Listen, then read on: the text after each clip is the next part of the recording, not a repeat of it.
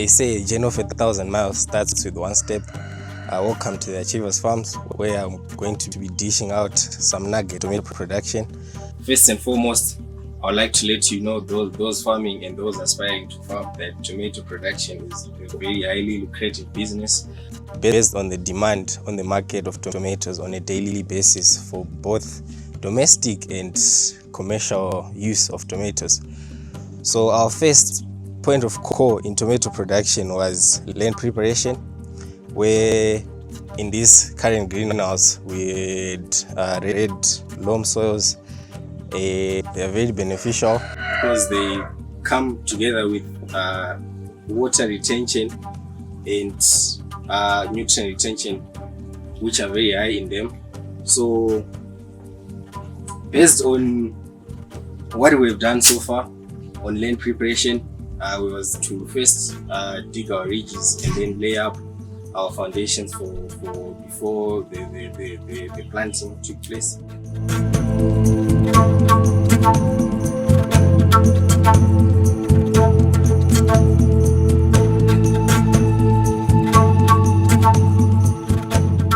So we are managing 10,000 plants in this greenhouse, both Tyler F1 and Newton F1. They are both hybrid varieties from Syngenta, Zimbabwe, and each variety had a capacity of about 120,000 kgs to 150,000 kgs at full capacity. But the advantage that comes with growing your tomatoes in a greenhouse is that you are likely to extend your yield by about 15 to 20%. So we are estimating about 175,000 kgs in total at the end of the season, and it will take us about 85 to about 90 days to maturity. So next year around early Feb we should be harvesting our crop. So in this greenhouse we are growing Newton variety. It is our first time growing this variety, and it has seemed to be very advantageous to us considering its characteristics of high disease resistance. It has a very good flowering yield, and also the fact that it's a high yielding brings us about 175,000 kgs insects. But the fact that it has been thriving and we've barely been applying any chemicals, which is close to growing a very organic crop, so that makes it very good for our consumers in terms of health wise. So we've managed to trellis on the second week because it grows very tall in a very short period of time, and I've been impressed so far. I would advise someone else to be growing the same variety. So for the third most fundamental when it comes to tomato production was our spacing, where we're doing 1.2 to 1.5 spacing between two rows, and then we're doing 30 centimeters apart because it's a standard that comes with the drip setup. And the benefit that it comes with is that it gives you freelance when you're walking, as you can see, and during harvesting there won't be a drop of the flowers and the drop of fruits. So it saves you from loss of yields, especially when you're working with quite a number of people that you're not managing every second. So your spacing also gives a chance to reduce pest harboring, because the more dense your plants are, there's high chances of fighting for nutrition, there's high chances of pest harboring inside, which increases the occurrence of diseases, which would decrease your yield. So for spacing, make sure you find your 1.2 to 1.5, and then for the inno you do your 30 centimeters, which is a standard based on the drip offered. So the other crucial thing when it comes to tomato production is your fertilizers. We do on transplanting, the day of transplanting, that's when we apply AN or tobacco blend on the day of planting.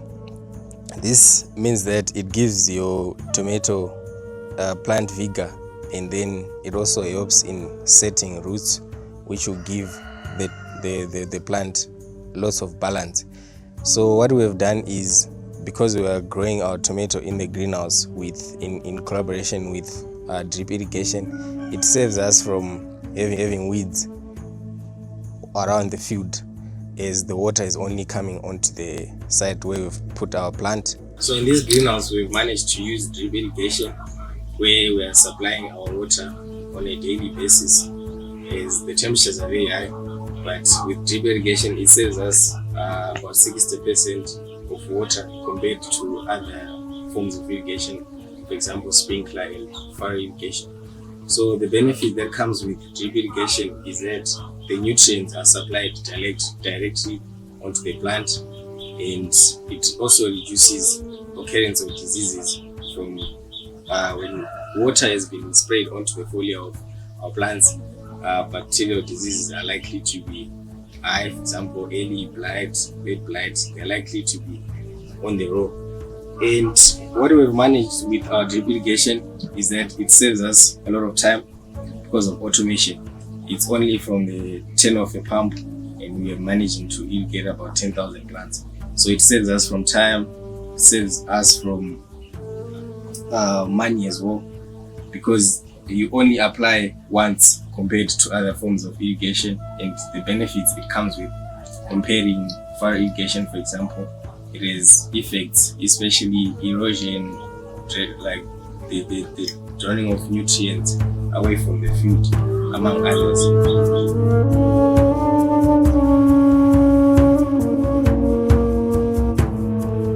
So another crucial thing in tomato production is to master your disease management, disease and pest management.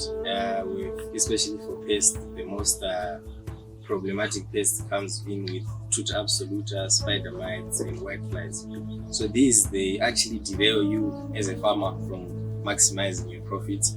But here we've managed to use both chemicals and integrated pest management systems. For example, we're using trap lights. We're also using pheromones to attract the tuta absoluta, and it has been working very much for us. As you can see, it seems to be a very healthy crop. It has no any form of tuta absoluta biting it, any form of insects or red spider mite, which has been something crucial to us, as we've mastered it from the first day of transplanting to make sure that we've removed all the weeds that can be harboring these pests, because the more you have weeds in your field, the more potential you are likely to face pests. And also for disease management, we've also acquired the right chemicals from the right distributors in Zimbabwe. We're talking about Maguire's, which has been supplying us with good. So as I have mentioned before, we are growing an indeterminate variety. So an indeterminate variety, it's basically means that the crop grows up to about 2 meters in height. So for it to support, it needs a trellising line, whereby we've put our wire on top, and then it also bangs on another one at the bottom, and then we put this. So what it helps with is that it tightens the plant so that it does not fall when the weight of fruits is upon it. So as you can see, as I am demonstrating how we hold it just helps us to maintain our plants in line so that they're facing upright and they're not on the ground. Because when the plants fall onto the ground, it's a risk to the farmer, as they are likely to encounter diseases and also spread diseases and also reduce your yields as a farmer. So because you're growing an indeterminate variety, it's a necessity to have straight trails.